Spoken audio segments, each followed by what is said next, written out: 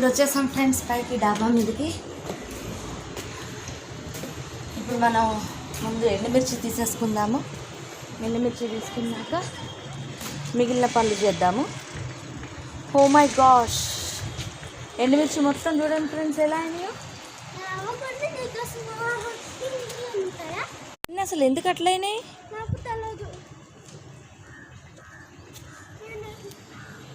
తొక్కకు ఉడతల పని.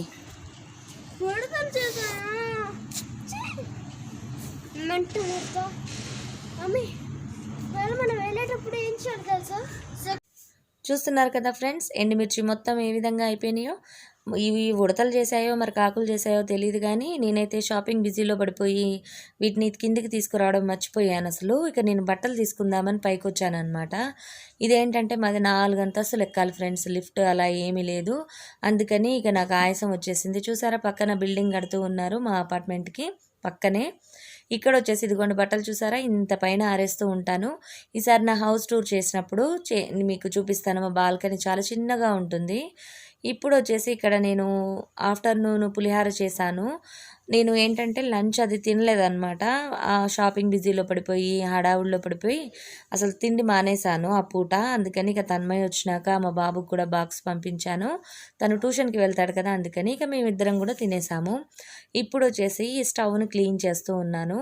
నా స్టవ్ ఇది కొత్తదండి. అంతకుముందు నేను తీసుకున్న స్టవ్ అప్పుడు కూడా గ్లాస్ టాపే ఉండేది.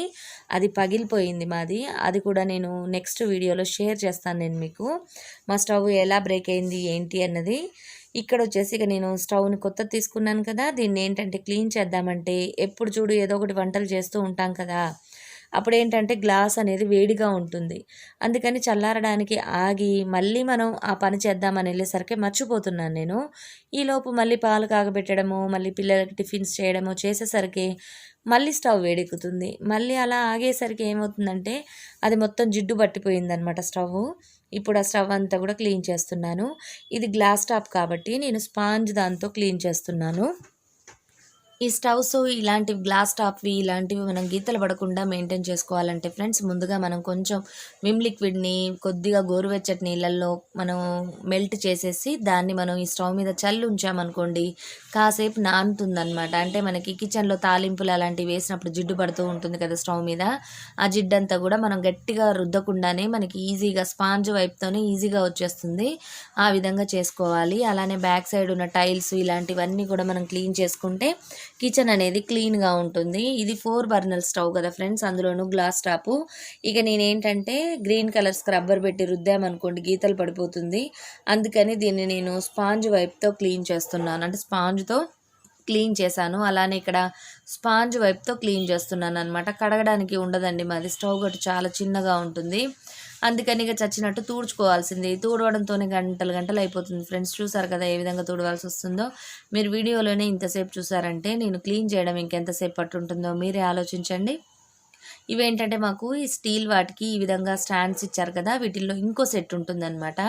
ఇది మనకి లోపల ఉండేది, పైన ఇంకో సెట్ సేమ్ యాస్టీజ్ ఇలానే ఉంటుంది స్టీల్ది. మనకు ఎప్పుడన్నా పాలు పొంగినా టీ పొంగినా ఆ స్టాండ్లో వచ్చి కలెక్ట్ అయిపోతాయి అన్నమాట. దాన్ని మనం తీసి మళ్ళీ వాష్ చేసుకోవడానికి ఈజీగా ఉంటుంది. కానీ దీంట్లో ఏం పెద్దగా మురికవ్వదు అనమాట లోపల. కానీ క్లీన్ చేసినప్పుడు దాన్ని కూడా క్లీన్ చేసుకోవాలి కదా, అందుకని క్లీన్ చేస్తూ ఉన్నాను. అదే స్టీల్ స్టవ్ అనుకోండి, మనం టకటక కడిగేసాము, రుద్దేసాము, క్లీన్ చేసేసుకున్నాము, నీళ్ళతో కడిగేసాము అని అన్నట్టుగా ఉంటుంది. గ్లాస్ టాప్ ఏంటంటే చూడడానికి ఫ్యాన్సీగా ఉన్నట్టే మనం దాని మెయింటెనెన్స్ని కూడా అలానే ఫ్యాన్సీగా చేసుకోవాల్సి ఉంటుంది. మీలో ఎంతమంది గ్లాస్ టాప్ వాడుతున్నారనేది కింద కమెంట్ సెక్షన్లో నాతో షేర్ చేయండి ఫ్రెండ్స్. స్టీల్ స్టవ్ అయితే బెటర్గా అనిపిస్తుంది కదా, ఏమంటారు మీరు? అవునా కదా. ఇప్పుడు వచ్చేసి ఇక్కడ నేను సైడ్స్ ఇవన్నీ కూడా క్లీన్ చేస్తున్నాను, ఎందుకంటే ఇటు పక్కన కూడా జిడ్డు పడుతూ ఉంటుంది కదా. ఇవన్నీ క్లీన్ చేయడానికి చాలా టైం పట్టింది ఫ్రెండ్స్. అలానే ఇప్పుడు నేను ఈ అంట్లు కూడా అన్నీ వాష్ చేసుకోవాలి. సగం అంట్లు తోమేటప్పుడు నాకు స్టవ్ క్లీనింగ్ అనేది గుర్తొచ్చింది ఫ్రెండ్స్. అందుకని ఇక నేను మొత్తం నానపెట్టాను. సగం అంట్లు అయిపోయిన తర్వాత కాసేపు నానింది కదా, అప్పుడు నేను క్లీన్ చేసుకొని మిగిలిన అంట్లని క్లీన్ చేస్తున్నాను. నాకేంటంటే హెల్పర్ లేదు ఫ్రెండ్స్, అందుకని మొత్తం టోటల్గా పని అంతా నేనే చేసుకోవాలి. అలానే బయట పనులు, ఇంట్లో పనులు ఇవన్నీ అంటే కొంచెం టైం పడుతుంది కదా. ఇక్కడ ఏంటంటే నేను బాక్సులు, పిల్లల క్యారేజ్ బాక్సులు, మూతలు, స్పూన్స్ వాళ్ళకి సంబంధించినవి అన్నీ సపరేట్గా ఒక దాంట్లో పెట్టుకుంటాను. మార్నింగ్ ఏంటంటే మనకి హడావుడి లేకుండా ఉంటుంది. ఆ స్టీల్ స్టాండ్లో మనం ఆల్రెడీ టీ గిన్నెలు ఇలాంటివన్నీ పెడుతూ ఉంటాం కదా, వెతకడం కష్టం అవుతుంది. అలానే కప్స్ అలాంటివి కూడా నేను విడిగానే పెట్టుకుంటాను ఒక చిన్న బాస్కెట్లో. దానివల్ల ఏంటంటే మనకి ఈజీగా ఉంటుంది, కప్స్ కానీ ఫిల్టర్స్ కానీ.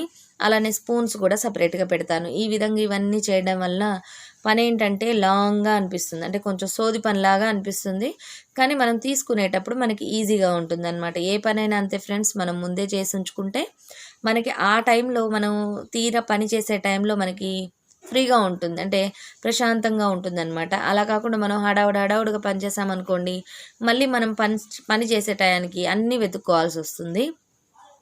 ఏమంటారు మీరు? నేనైతే ఇంతే ఫ్రెండ్స్.